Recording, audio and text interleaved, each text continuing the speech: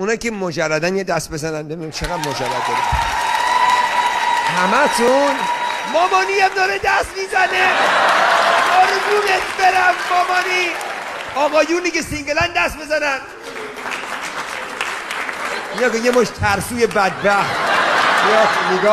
نگاه کن. شما مجردی؟ اسم شما چیه؟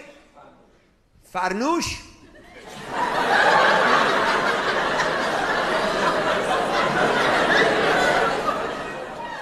فرنوش خیلی اسم قشنگیه.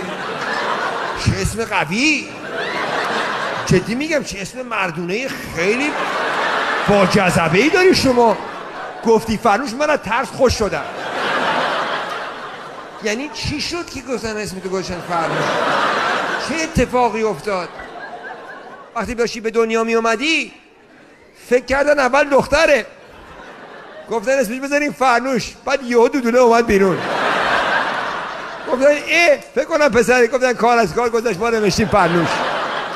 دمت گرم، خیلی باحالی، خوشم میاد، میخندی، سنس اف هیومر داری، دمت گرم. من اگه اسمم فرنوش بود از خونه نمیرفتم بیرون.